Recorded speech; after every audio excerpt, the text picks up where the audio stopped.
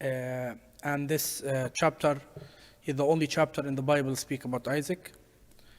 And we will go through this unique chapter in the book of Genesis. تفضل يا بني. There was a famine in the land besides the first famine that was in the days of Abraham. And Isaac went to Abimelech, king of the Philistines, in Gerar. Then the Lord appeared to him and said, "Do not go down to Egypt. Live in the land of which I shall tell you. Dwell in this land, and I will be with you and bless you. For to you and your descendants I give all these lands. And I will perform the oath which I swore to Abraham your father. And I will make your descendants multiply as the stars of heaven. I will give to your descendants all these lands, and in your seed all the nations of the earth shall be blessed, because Abraham obeyed my voice and kept my charge, my commandments, my statutes, and my laws." So Isaac dwelt in Gerar, and the men of the place asked about his wife, and he said, "She is my sister." For he was afraid to say, "She is my wife," because he thought, lest the men of the place kill me for Rebekah, because she is beautiful to behold. Now it came to pass, when he had been there a long time, that Abimelech, king of the Philistines, looked through a window and saw, and there was Isaac showing endearment to Rebekah his wife. Then Abimelech called Isaac and said, "Quite obviously she is your wife, so how could you say she is my sister?" Isaac said to him, "Because I said, lest I die on account of her." And Abimelech said, "What is this you have done to us? One of the people might soon have lain with your wife, and you would have brought guilt on us." So Abimelech charged all his people, saying, "He who touches this man or his wife shall surely be put to death." Then Isaac sowed in that land and reaped in the same year 100-fold, and the Lord blessed him. The man began to prosper and continued prospering until he became very prosperous, for he had possessions of flocks and possessions of herds and a great number of servants. So the Philistines envied him. Now the Philistines had stopped up all the wells which his father's servants had dug in the days of Abraham his father, and they had filled them with earth. And Abimelech said to Isaac, "Go away from us, for you are much mightier than we." Then Isaac departed from there and pitched his tent in the valley of Gerar and dwelt there. And Isaac dug again the wells of water which they had dug in the days of Abraham his father, for the Philistines had stopped them up after the death of Abraham. He called them by the names which his father had called them.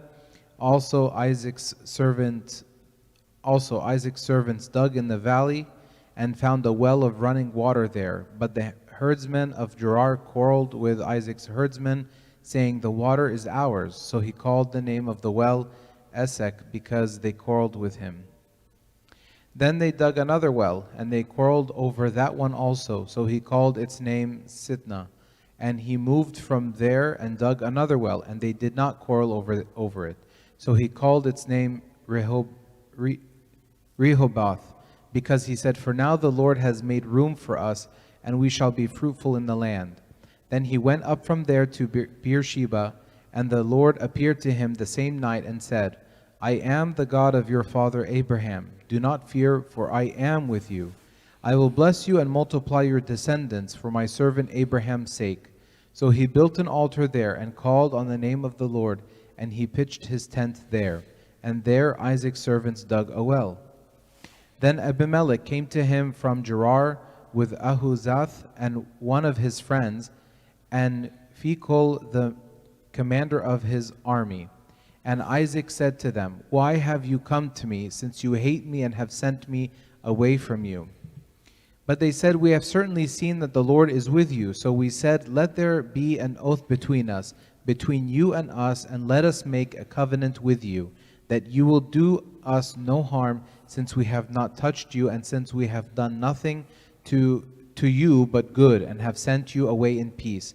You are now the blessed of the Lord." So he made them a feast, and they ate and drank. Then they arose early in the morning and swore an oath with one another. And Isaac sent them away, and they departed from him in peace. It came to pass the same day that Isaac's servants came and told him about the well which they had dug, and said to him, We have found water. So he called it Sheba. Therefore the name of the city is Beersheba to this day. When Esau was 40 years old, he took as wives Judith the daughter of Beeri the Hittite, and Basemath the daughter of Elon the Hittite. And they were a grief of mind to Isaac and Rebekah. Ameen. Thank you, Abuna.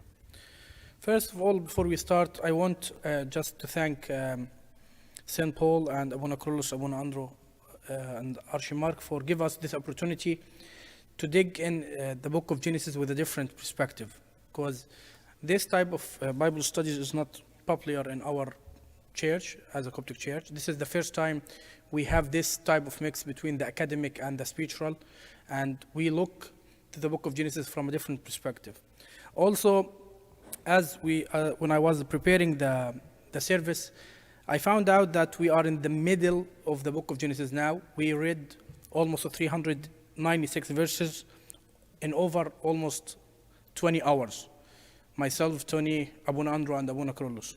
And we're gonna involve Archie for the next few months with us. Also, of course, we need to thank Deacon Macarius for the time he spent with us too.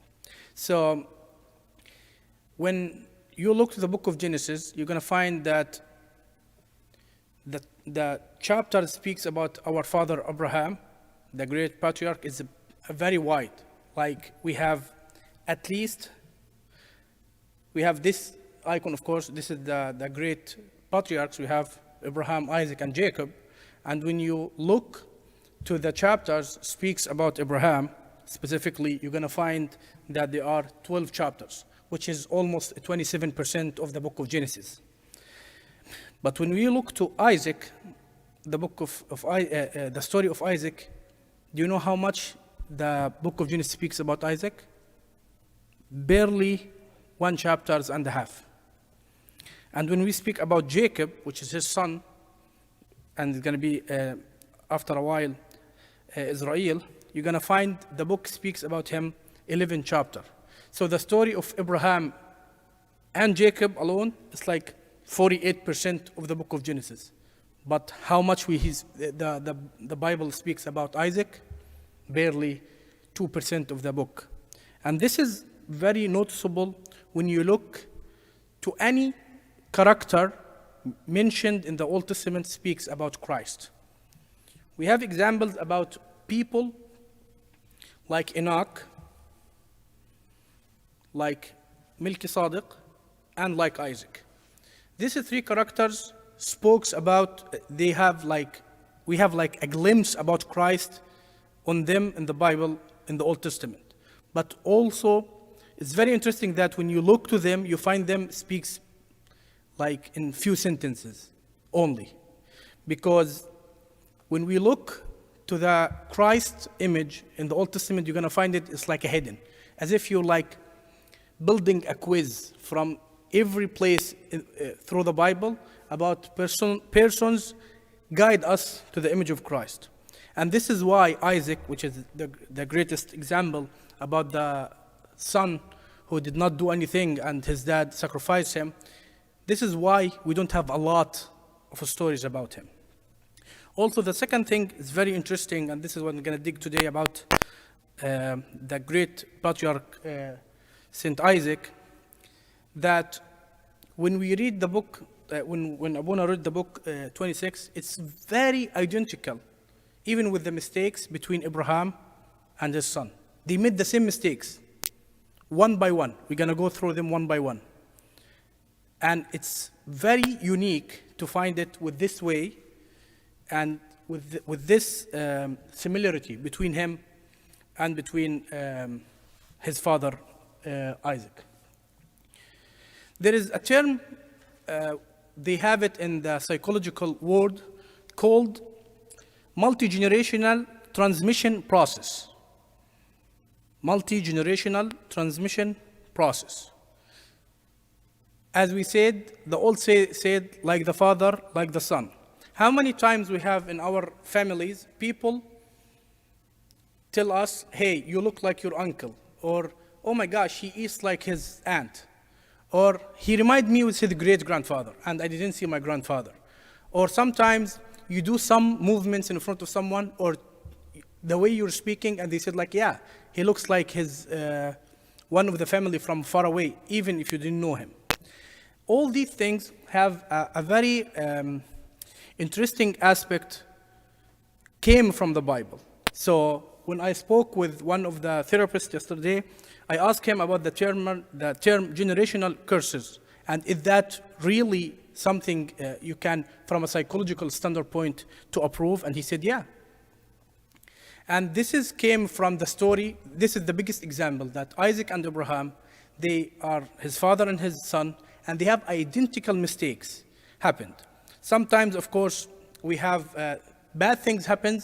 We got them from the family, but in the same time, sometimes we're going to have a good things from the family. But the most interesting thing that the turning point in the life of Abraham and Isaac was the same, was God. Without Christ, you're going to be stuck in this generational curses forever. Let's see what the Bible said about this term or the generational curses. In the book of Exodus,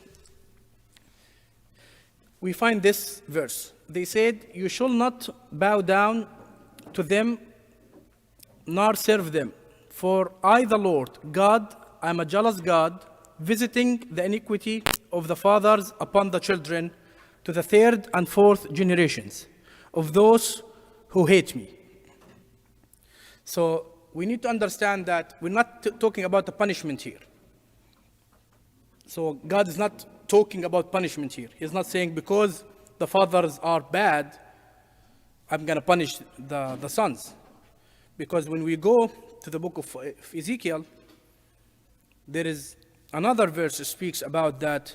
Yet you say, why should the son not bear the guilt of the father? Because the son has done what is lawful and right, and has kept all my statutes and observed them. He shall surely live. The soul who sins shall die. The son shall not bear the guilt of the father, nor the father bear the guilt of the son. The righteousness and the righteous shall be upon himself, and the wickedness of the wicked shall be upon himself. So again, we're not speaking about the punishment. So God didn't punish us by making us taking the mistakes of our fathers. Because, for example, we have a lot of things now in the medical field. They said like you have like a generational issue, like you're diabetes because your dad was diabetic, for example. All these things has by the bloodline, by the corruption, not by God's punishment. So God is not punishing us, basically.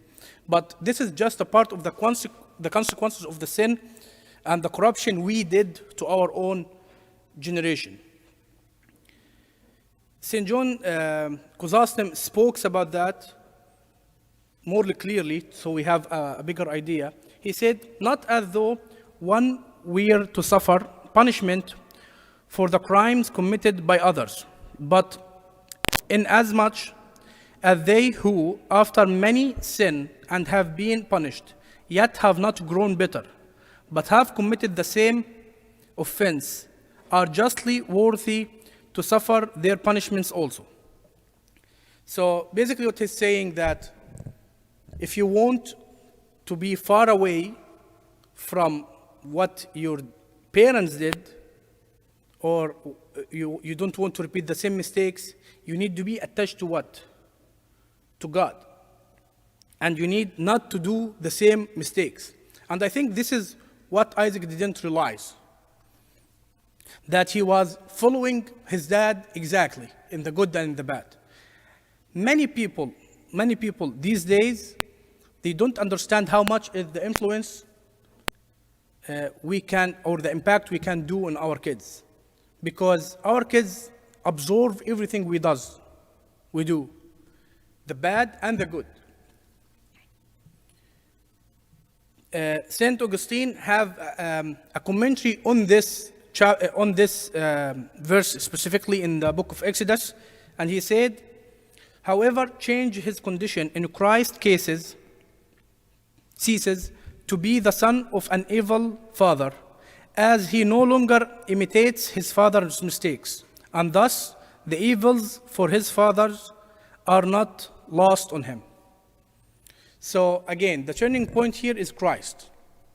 When you ask anyone speaking about generational curses, the term, as we said, the only way to fix this curses from them perspective, the psychologists, they said also to do something called, and let me brought it up from what they give it to me exactly. They said that the treatment is called differentiation. This is them treatment. This is the psychologist treatment for this specific issue. When you feel like you're copying your parents and doing stuff the same identical way, the only way to fix this issue is by differentiation. And how we can differentiate ourselves from our parents, that to understand to who we belong to. And the most important thing to do that is by, first of all, attaching to Christ, second of all, by prayers. Did the Jews understood that? Did the Jews understood how the generation curses work in them lives? Of course, yes. There is a very interesting verse in the book of Matthew speaks specifically about the generational curses. And the verse says, and all the people answered and said, his blood be on us and in our children. They understood, the Jews, that there is a lot of things when the parents does can affect on them kids. How many people we heard about them, they have let's look to the positive place. How many people have a nice voice and you're gonna find them kids have the nice voice? Or how many kids do you find someone very clever and his son is the same way? So the Jews understood that there is some connection between the consequences on sin or on positive areas.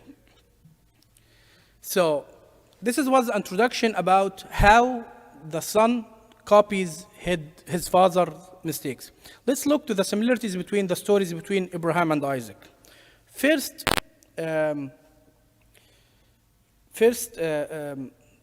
common in the story is the famine and travels to Egypt. Both of them had in them era famine, and both of them tried to go to Egypt. And again, as we said many times over and over and over, that when we look to the names, locations, numbers, and dates in the Old Testament, it's not just a random numbers, and it's not necessarily also it be accurate, because they have a theological meaning on them. So when they always take us or guide us to Egypt, it's always speaking about the world, the earthly world, or about the slavery. So both of them did the same mistake by trying to go to Egypt. The first one was Abraham in Genesis 12, and he said, now there was a famine in the land, and Abraham went down to Egypt and dwelt there, for the famine was served in the land. So Abraham went already to Egypt. But let me just give you a hint or explanation why this area, like in Jerusalem or Israel, always in the Old Testament have this type of famine. Basically, the most important thing was in them era, in them age, in them life, was the water. Because it was a desert, they live on the water and the grass. Because they all the community, the economy was based on the goats, the cows, and the planting. So if there is no water, there is no food for them. Isaac did the same mistake, but this time God involved so he can fix his mistake. As we read in 26:1, there was a famine in the land beside the first famine in the days of Abraham, and this is where the distinguish. Like the scriptures, the author tells us that this is not the same famine happened in Abraham. The second thing is God told him, God appeared to him, and this is one of the appearances of the Logos. in the Old Testament, the Lord appeared to him and told him, like, don't go to Egypt. The second mistake, the second common mistake between both of them was lying. And they lied in the same way, to the same location, to the same person. Of course, it's not the same person, but to the same authority. Abraham lied this lie twice. Once in front of Pharaoh, the second one was in front of Abimelech. He said, please, in the first one, he said, please say to you are my sister, that it might be well with me for your sake, and that he may live because of you. The second time, when he lied to Abimelech, and he said, now Abraham said to Sarah, his wife, she is my sister, and Abimelech, king of Gerar, sent and took Sarah. Isaac did the same. He said, and the men of the place asked about his wife, and he said, she is my sister. For he was afraid to say, she is my wife, because he thought, lest of men of the place kill me for Rebekah, because she is beautiful to behold. They did the same identical mistake. Can you imagine that? As if Isaac didn't know the consequences of his dad's mistake. And both of them, they lied to Abimelech. We need to understand that Abimelech is not, we have two opinions about it. The scholars said, one of them, that Abimelech, he was the same person, which didn't make any sense, because the gap between the two stories is like almost 100 years. So that's impossible that the same guy, that the first guy like Sarah, which is Isaac's mother, is gonna like his wife. It didn't make any sense to the story. So most of the scholars said Abimelech is like a title, like Pharaoh of Egypt. So this is make more sense. And both of them, they have the same lie. Both of them try to protect what they own by lying to the authority. And both of them, God got involved to give them guidance and help them to rescue them from this trouble they are in. Wealth. Again, as we said, like generational curses come sometimes with benefits. So both of them, they was smart and with the Lord, so God gave them wealth. Abraham was wealth, Isaac was wealth. But again, as now, very important is the petrol, the gas and stuff like this in the Middle East. Back then, as we said, was the important? The water. So anyone have wells, he is the most rich person in them era. So both of them, because they are wealth and they was rich, they have water wells.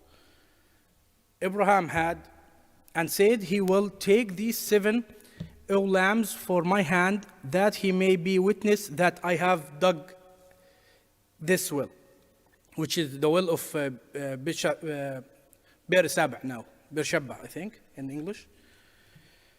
Isaac had the same way, but the interesting thing about Isaac, that God always give Isaac triple the blessings he gave his father Abraham. So Abraham had 1 well, Isaac had 3 wells. Covenants. Both of them, they did the covenants with Abimelech. And if this was a right thing or a wrong thing, it's always was any covenants with the Philistines, it's a bad thing. Always have a punishment or bad consequences to the people of the Lord. Abraham did the covenants with Abimelech. Isaac did the covenant with Abimelech.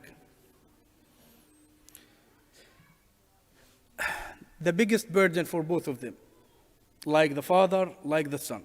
Abraham had Ishmael, his elder, his firstborn. He loved him more than Isaac. He was upset and he felt bitter because Sarah asked him to take him away from him, and he gave him a lot of trouble. Isaac have the same story. identical. He has Esau, he gave him a hard time. He loved him more than Jacob, but in the same time, he wasn't listening to his dad or to the Lord's commands. And there is a very interesting, the last verse in the book is very interesting that Esau this time is not just repeating his father's mistake. No, he went to the second sin happened in the book of Genesis, if you remember. When a guy took 2 wives, he did the same thing. But not just a regular 2 wives. Esau, in verse number 34, when Esau was 40 years old, he took as wives Judith, the daughter of Beeri, and Hittite, and Basmath, the daughter of Elon, the Hittite. And they were a grief of mind to Isaac and Rebekah. Why? Because he shouldn't have a mixed marriages back then in the law. It wasn't the law back then, but this is what the command of the Lord, that they shouldn't mix marriages between others. So he didn't just have multiple wives. He brought the most 2 enemies to the people of the Lord to be his wives. And this was very challenging to Abraham and for Isaac and Rebekah. And next week when Tony is going to speak about the issues between Esau and his brother, and the issue between Esau and his father and his mother started from this mistake. This is what the first mistake he did, Esau. This shows you the pattern. Where is Esau going to go with his life and with his decisions? Not as we think, a lot of people when they read things about Esau, they think that Esau was just like God just unjust him, but what he did. But the truth is, Esau picked his path. Any questions? No, that's fine. We're good. Yeah. Can we pray? Thank you. And the glory for God forever. Amen.